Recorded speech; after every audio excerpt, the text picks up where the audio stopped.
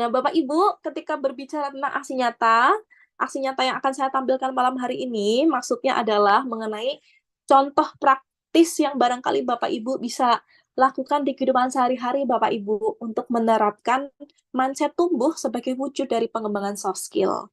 Karena jika kita ingat, ketika kita berbicara mengenai soft skill, memang kita tidak bisa dapatkan keahlian itu dari pelatihan, tapi kita bisa pelajari triknya bagaimana ya? Saya bisa mulai dari mananya ya?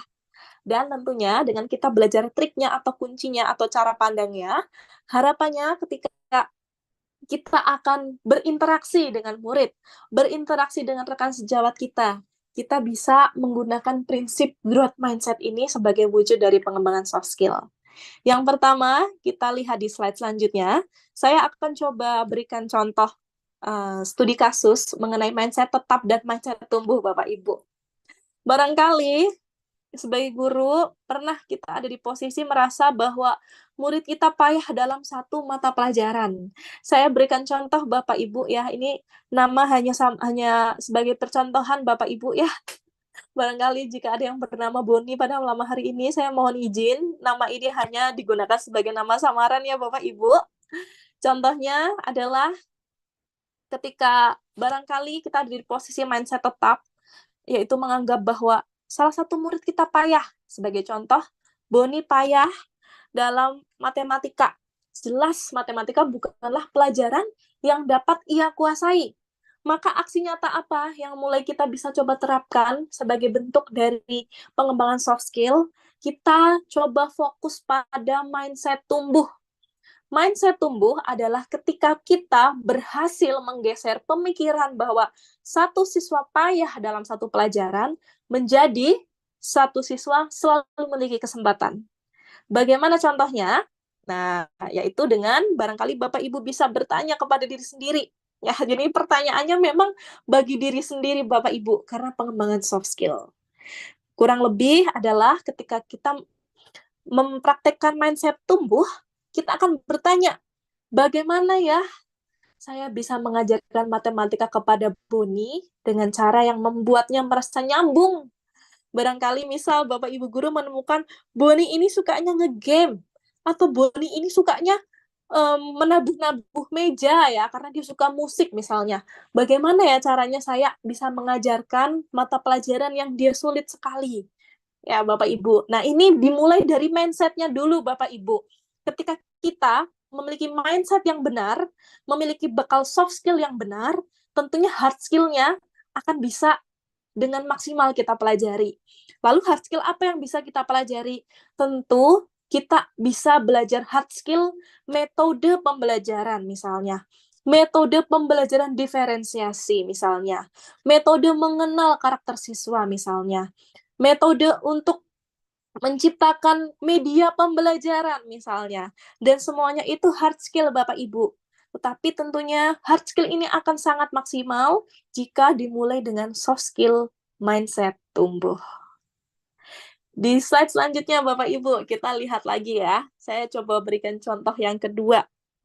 Barangkali ini juga dialami Bapak Ibu, karena saya tadi juga baca beberapa di chat, di kolom chat untuk komentarnya. Barangkali keadaannya yang memang terlihat oleh kita adalah bahwa kelas ini berisi anak-anak yang nakal. Mereka benar-benar tidak bisa diajak kerjasama. Kadang mungkin kita sebagai guru sampai pusing. Atau jika barangkali Bapak Ibu guru menjadi wali kelas ya, barangkali merasa ini adalah PR yang besar. Kita bisa mulai dari mana aksi nyatanya Bapak Ibu? Dimulai dari memiliki mindset tumbuh, yaitu dengan menaruh pada pikiran kita dan benak kita bahwa saya akan coba melakukan pendekatan pada kelas ini dengan memperhatikan semua murid. Tentu pastinya semua murid bisa diajak kerjasama. Persoalannya memang hanya saya belum menemukan cara yang tepat. Maka jika kita sudah memiliki mindset tumbuh ini di dalam benak kita, di dalam pikiran kita, hard skill lainnya bisa mengikuti. Kita akan memiliki dorongan untuk belajar mengenai pendekatan siswa, mengenai psikologi untuk mendekati siswa, ya Bapak Ibu ya. Dan bagaimana manajemen kelas misalnya. Ada banyak hard skill yang bisa mengikuti ketika kita sudah memiliki soft skill yang tepat. Dan tentunya hard skill itu bisa kita maksimalkan. Dan di slide selanjutnya ini barangkali lebih menarik lagi Bapak Ibu. Slide selanjutnya, bagaimana ya jika ada siswa yang sulit?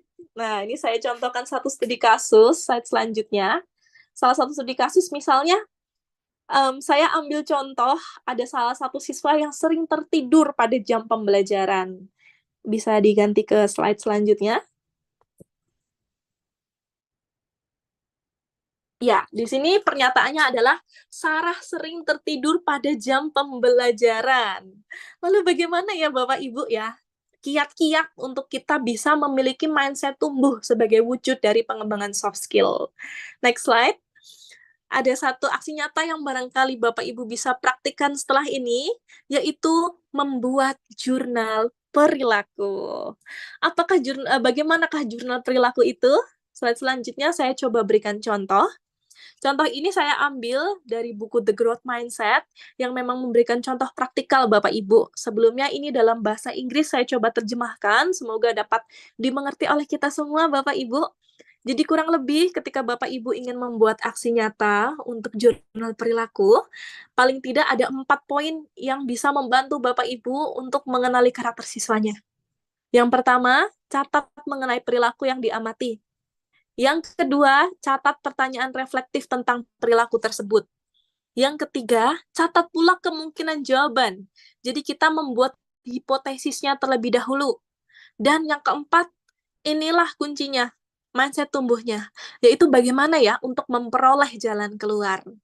Nah, praktiknya bagaimana? Slide selanjutnya saya coba isi dengan studi kasus yang tadi saya contohkan, yaitu mengenai Sarah yang sering tertidur. Di situ saya coba cantumkan, Sarah sering tertidur pada jam pelajaran. Karena saya memiliki catatan jurnalnya, saya tuliskan Senin pukul 9.15, Selasa pukul 8.20, Jumat pukul 9.05 contohnya. Lalu, bagaimana ya kiat-kiatnya agar saya bisa membangun hubungan baik dengan Sarah? Maka saya buat pertanyaan reflektif.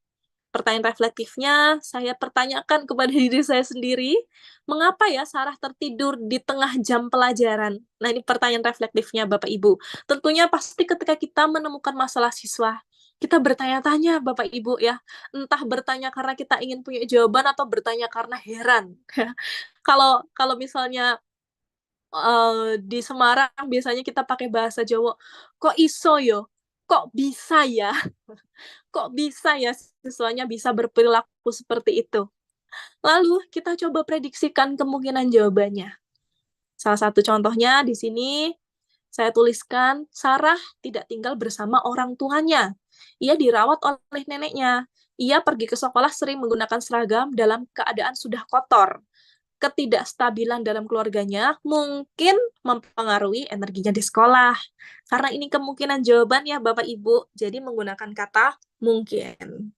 Lalu, untuk memperoleh jalan keluar, di sini saya coba tuliskan kiat-kiatnya yang barangkali bisa diusahakan ya Bapak Ibu ya. Contohnya saya akan berkoordinasi dengan wali kelas. Dengan selanjutnya mengajak guru mapel lain untuk mengamati waktu di mana Sarah sering tertidur. Kemudian saya juga akan mengajak Sarah berbicara untuk mengetahui apa yang dapat kami bantu untuk Sarah. Ini contoh untuk aksi nyatanya Bapak Ibu ya, semoga bisa membantu untuk jurnal perilaku ini dalam mengembangkan soft skill kita. Salah satunya adalah memberikan perhatian bagi siswa. Selanjutnya Bapak Ibu, saya contohkan lagi ya satu studi kasus lagi Bapak Ibu. Di sini permasalahannya di slide selanjutnya, boleh dibantu untuk mengganti ke slide selanjutnya. Ya, baik. Di slide selanjutnya, jika beberapa kali menyela ucapan guru saat sedang menjelaskan di kelas. Lalu kita bisa memberikan pertanyaan reflektif. Mengapa ya jika terus memotong ucapan saya saat saya menjelaskan? Barangkali kemungkinan jawabannya, jika memang membutuhkan dukungan personal untuk membantunya mematuhi tata krama yang ada di kesepakatan kelas kita bersama.